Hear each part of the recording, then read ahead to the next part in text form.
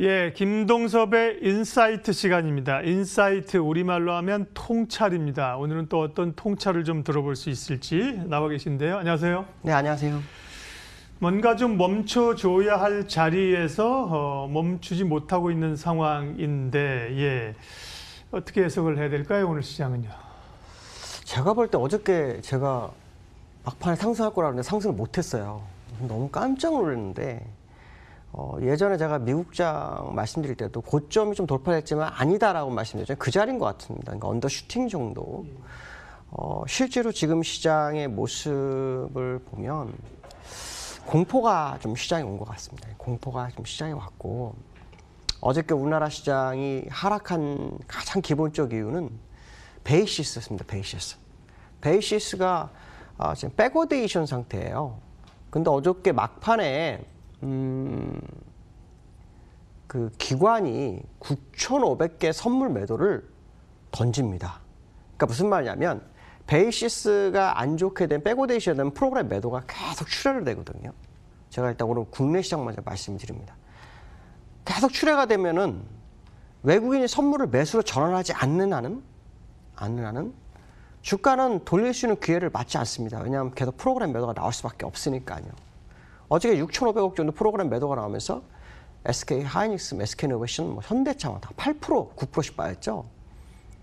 근데 동시효과를 남겨두고 3시 10분부터 외국인의 선물 매도 2,000개였는데 이게 돌아서기 시작합니다. 그 동시효과 들어가기 전에는 한 5,000개 정도 매수로 전환을 했어요. 정말 오랜만에. 야간에 2,100개를 해서 그 전날 야간에 2,100개를 샀고요. 그러고 난 다음에 동시효과에 기관이 9,500개를 던지면서 18,000개를 삽니다. 그럼 일단 매도가 매수로 전환하죠. 야간에 2,100개에서 2만 개가 넘었죠. 오늘 새벽에 1,100개를 또 매수를 합니다. 그러면 이 시장을 봤을 때 반등 가능성에 대한 부분을 열어두는 게 맞습니다. 그러니까 어저께는 선물을 줌으로 외국인의 수급의 변화를 주기 위한 하락이었다면 오늘의 현재 하락은 베이시스를 변화를 주기 위한 하루일 확률이 굉장히 높다. 왜냐하면 어저께 매도를 하면서 베이시스가 4.1로 바뀌었어요. 그러니까 이거를 플러스권으로 바꾸려고 그러면 코스피 200이 4포인트의 변화가 생겨야 되거든요. 그럼 지수는 2%입니다. 그러니까 지금 2%의 차이가 생기는 상황이 바로 그것 때문에 생기는 겁니다. 그래서 추가로 더 밀리는 거죠. 결국 베이시스가 오늘 콘텐코로 바뀌는지가 굉장히 중요할 거다. 왜냐하면 시장을 볼 때 가장 중요하게 보는 건 웹도독입니다. 웹도독. 웹도독이라는 용어 들어보셨는지 모르겠는데 꼬리가 몸통을 흔들죠.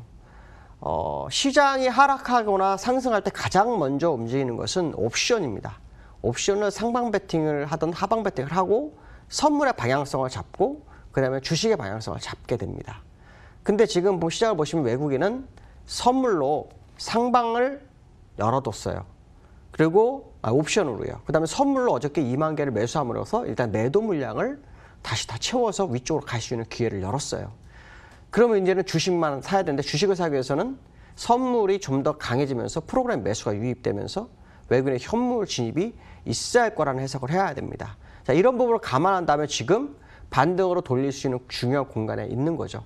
이 순간에 어제와 오늘 우리나라 시장은 공포가 왔고 그 공포에 많은 물량이 시장에 출항했다라고 봐야 되겠죠.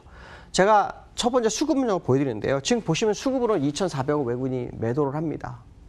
또 프로그램도요. 여기 보시면은 660억 매도가 나옵니다. 근데 이거를 수량으로 제가 한번 다시 보죠. 수량이 먼저 들어온다고 말씀드렸죠. 수량으로 보시면 외국인은 매수입니다. 또 프로그램도 매수입니다. 이 얘기는 무슨 말이냐면 선물로 지금 조절을 하고 있지만 결국에 가서는 현물이 금액 수준으로 금액으로 매수로 전환할 시점이 다가오고 있는 것이 아니냐라는 부분이고요. 그 다음에 제가 두 번째에서 그 얘기를 같이 하려고 합니다. 어떤 얘기를 할 거냐면은 아시겠지만은 공매도에 관련해서입니다. 사실은 기관들이 공매도를 제한 조치를 안 했죠. 그랬다가 일부 어느 정도 공매도를 최소화했어요. 그렇지만 개미와 똑같이 공매도를 사실 중지를 해야 됩니다. 근데 제가 왜 이 말씀 드리냐면 외국인이 선물을 매수 쪽으로 갈 수 있는 기회를 어떻게 임하게 만들었다고 그랬잖아요. 그러면 공매도를 줄이는 건 둘째치고라도 왜 우리나라 시장은 항상 상승할 때 가장 이상적 상승의 포지션의 수급의 모습을 보면 외국인 선물 매수에 기관의 현물 매수입니다. 근데 어저께 기관이 매도를 했어요. 근데 오늘 기관이 매수를 시작을 합니다. 그러면 선물이 막판에 돌아서는지를 봐야 돼요. 왜냐하면 어제와 오늘 외국인의 선물의 모습을 보시면 2천억을 전후에서의 움직임을 보입니다. 이전까지는 6천억, 7천억의 매도를 하고 그걸 유지를 하는 모습이었는데 어제와 오늘은 선물을 2천억 전후에서의 움직임을 보이다가 결국 매수를 전환을 했었다는 거죠.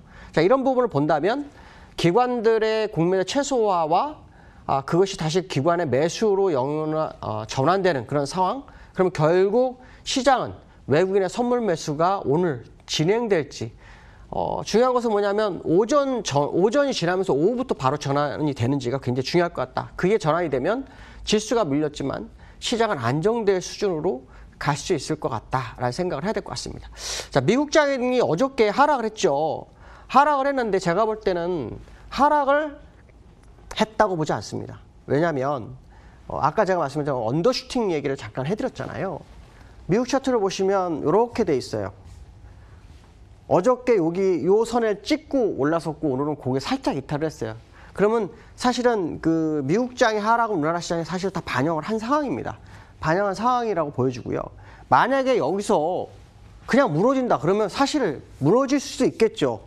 근데 여기서 무너지게 되면 시장은 대응할 수 있는 방법이 없습니다. 이제 정말입니다. 저는 개인적으로 오늘 밤 미국이 옵션 만기예요. 원래 내일이죠. 근데 내일이 시초가로 결정이 되기 때문에 오늘 밤입니다. 그러니까 오늘까지 미국이 아마 이 정도 선에서 마무리해야 할 거라고 판단합니다. 그리고 올려서 할 확률이 굉장히 높죠. 왜냐하면 제가 지난번에 그런 얘기 했어요. 코로나 바이러스가 중국에서 터졌을 때 미국까지 가지 않았는데 코로나 바이러스가 끝났다라는 불안감을 안전 불감증을 갖는다면 안 된다. 그렇기 때문에 우리나라 전 세계 시장이 아직 하락을 멈추지 않았다. 아마 그 말씀을 드렸을 거예요. 제가 이제 왜 이 말씀을 갑자기 드리냐면 코로나 바이러스가 전 세계를 일단 돌았잖아요. 이슈화. 그리고 주가도 다 돌았잖아요. 하락을. 그러한 다음에 경기 부양도 미국도 했고 마지막 한 곳이 있었어요. ECB. 어저께 1070조 유동성 공급이 어저께 드디어 나왔어요. 그러면 전 세계적으로 코로나가 돌고 경기 부양도 다 돌고 주가 하락도 다 마무리되는 국면이다. 물론 그것이 이제 추세를 전환해서 저 꼭대기를 간다고 그거는 저도 몰라요. 그때 가서 파동을 봐야겠죠. 그러나 분명한 것은 뭐냐면 재료가 돌을 수 있는 건 다 돌아서 나올 수 있는 나온 게 다 끝나는 하루가 오늘이었다라고 판단합니다. 그러면 사실 어저께하고 오늘은 오늘 하락은 좀 이해할 수 없는 부분이 좀 있다라는 부분이죠. 결국 야간 시장에서 어떤 변화가 올지 모르겠지만 우리나라 시장은 아까 말씀한 것처럼 미국이 임하는 분기에서 같이 빠지는 상황이 아닙니다. 아까 제가 미국 차트를 보여드렸죠. 코스피 차트를 같이 봅니다. 보시면 차트가 거의 똑같죠. 그림이. 그림만 다르지 차트에서 추세선을 긋는 자리는 거의 비슷합니다. 근데 월봉이잖아요. 월봉 완성형이 이달 말이래요. 그러니까 아직 이걸 믿어서는 안 됩니다. 만약에 깨지면요. 미국도 마찬가지고 우리나라도 마찬가지고 로스컷이 엄청 터질 겁니다. 로스컷이 엄청 터지게 되면 어떻게 될까요? 방어 못해요. 아무도. 정부가 갖다 들이대도 안 됩니다. 그냥 다 같이 버리는 겁니다. 근데 지금은 시장에 공포를 주는 마지막 구간이었을 확률을 좀 열어두고 봅니다. 그래서 오늘 하락은 아마도 베이시스 맞추려고 엄청난 싸움이 이루어질 거고 그 싸움 속에서 코스피 200을 자꾸 눌러서 선물로 우리 땡기는 이 작업을 하려고 하는 것 같습니다. 그래서 아마 지금 오늘은 되게 오전장이 힘든 것 같다라는 생각이 들고 있고요. 그렇다면 코스피가 중국과 연계될 것이냐에 대한 부분입니다. 제가 지난번에 아마 그 말씀 드렸어요. 결국 중국도 우리나라도 같은 자리에 올 거다. 중국만 여기 이렇게 코로나 발사하고 올라서니까 아마도 다들 이상하게 생각하다 그랬을 때 제가 그 말씀 드렸을 거예요. 걔네는 안전불감증이 벌써 온 상태이기 때문에 오른 거고 다른 나라는 불안감이 왔기 때문에 내려가는 거다. 그러나 결국 다 어떤 한 자리에 맞춰질 거다. 결국 중국과 한국과 미국이 다른 차트였지만 같이 맞춰주고 있는 상황이 돼버린 겁니다. 이해가 되시는지 모르겠지만 그 맞춰지는 상황이라는 것은 무슨 말일까요? 출발도 이제 같이 할 수 있다는 겁니다.